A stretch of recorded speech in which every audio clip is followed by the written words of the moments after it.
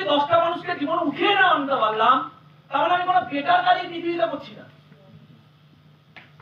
আমি যদি এই পৃথিবীতে 10টা মানুষকে উঠিয়ে না আনতে পারছি, তাহলে আমি বেটার কাজ কিছু করছি না। পৃথিবীতে খুব কম মানুষ আছে এত বড় কাজ করতে পারে যেখানে সে 10টা মানুষের লাইফটাকে চেঞ্জ করতে পারে।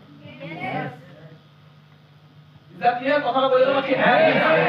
আজকে আমি মিনিমাম 10 বছর স্মার্ট ভ্যালু করার পরে এইটুখানি গর্বের সাথে বলতে পারি যে কয়েক হাজার ছেলে মেয়েকে আজকের দিনে দাঁড়িয়ে কয়েক হাজার ছেলে মেয়ে আজকের দিনে দাঁড়িয়ে ফাটাফাটি ইনকাম করছে। সেখানে আমার একটা বিরাট বড় কন্ট্রিবিউশন আছে। এটা ভারতবর্ষের কটা মানুষ করতে পারে?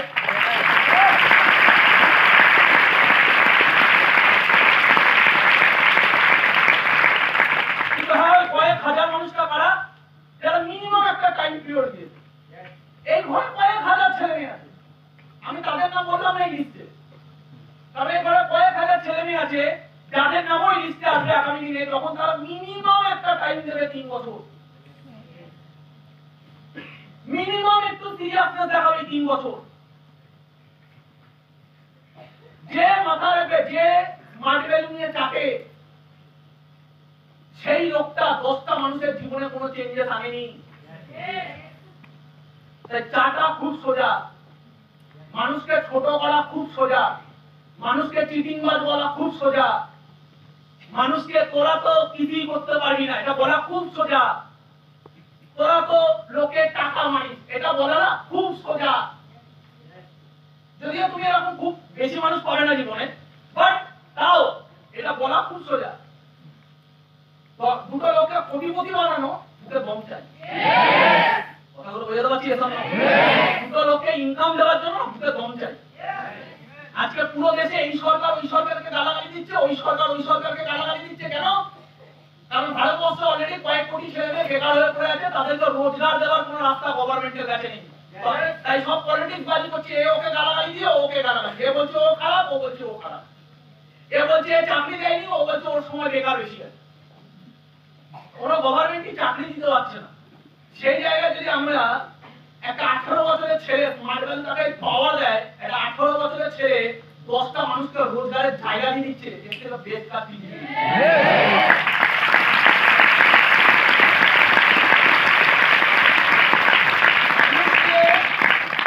মানুষকে এডুকেশনের মেসেজ দেওয়া।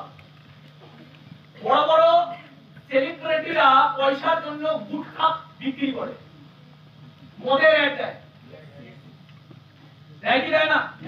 অমিতাভ বচ্চন ক্যান্সার বেচছে, শাহরুখ খান ক্যান্সার বেচছে, অজয় দেবগন ক্যান্সার বেচছে, টাইগার শ্রফ ক্যান্সার বেচছে, অক্ষয় কুমার ক্যান্সার বেচছে।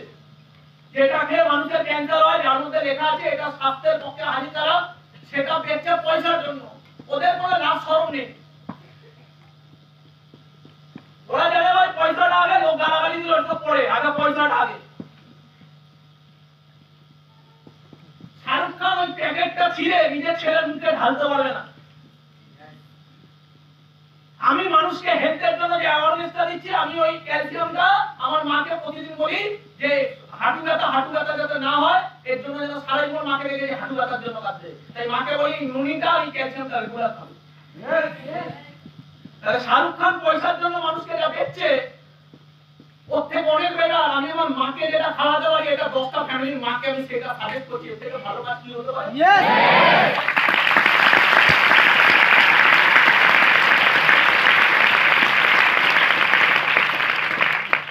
আজকে আমি স্মার্ট ভ্যালুর টপ লিডারশিপে আছি ভগবানের দয়ায়। সেদিনকে আমাকে কোম্পানির एमडी फोन করে বলছে, विकास जी आपको एक व्हाट्सएप किए हैं, आप थोड़ा देख लीजिए, एपीएलएल से एक नया বিশাল বড় প্রোগ্রাম লঞ্চ হচ্ছে এপীএলএল से, তো আপনি একটুখানি রিভিউটা দেবেন, এটা কতটা লঞ্চ করা যায়, কবে লঞ্চ করা যায়।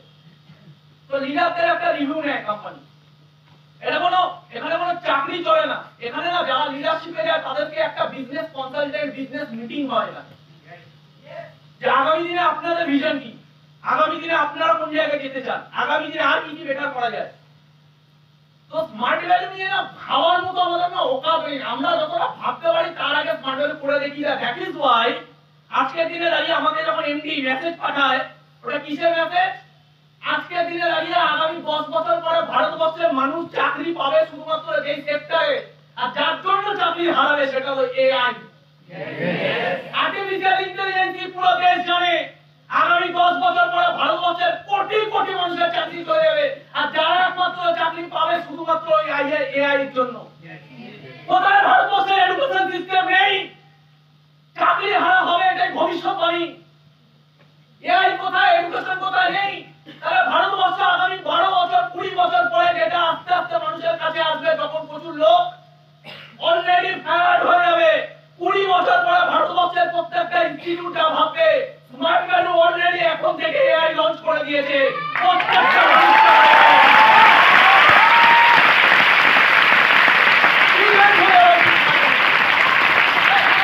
ইনফরমেশন টেকনোলজি ভারতবর্ষের মুখ্যমন্ত্রী থেকে শুরু করে, দেশের মুখ্যমন্ত্রী, প্রধানমন্ত্রী থেকে শুরু করে সবাই বলেছে আইটি আইটি আইটি আইটি।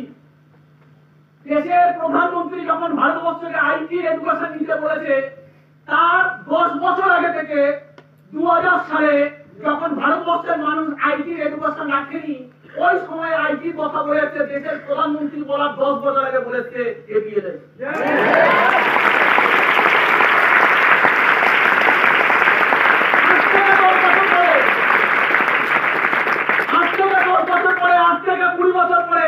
যখন ভারতবর্ষে এআই এডুকেশন স্টার্ট হবে, তার 10-20 বছর আগে থেকে অলরেডি স্মার্ট ভ্যালু স্টার্ট করে দিয়েছে ভারতবর্ষের মাটিতে।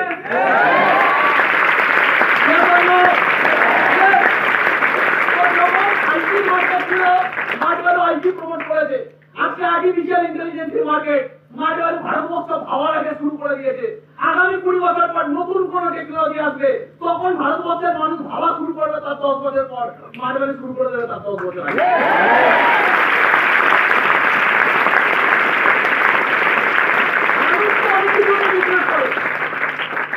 মানুষ তো অনেক কিছু নিয়ে বিজনেস করে। রতন টাটা কোনোদিন মদ বেচে না কেন?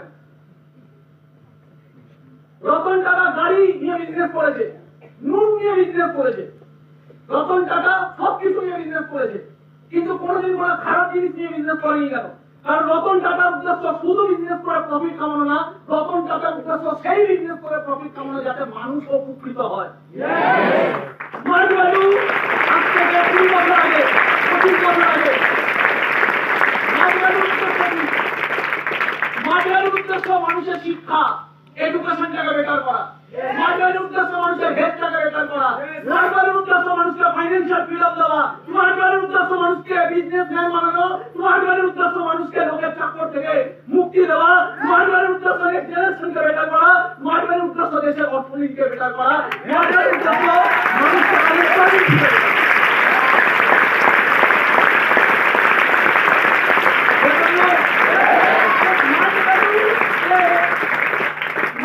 আমরা বিজনেস করছি না শুধুমাত্র বেটার করার জন্য, স্মার্ট ভ্যালু আমরা বিজনেস করছি না শুধু প্রফিট কামানোর জন্য, স্মার্ট ভ্যালু আমরা বিজনেস করছি না শুধু টাকা কামানোর জন্য, স্মার্ট ভ্যালু আমরা বিজনেস করছি বড় হওয়ার জন্য, সঙ্গে 10টা মানুষকে বড় করার জন্য।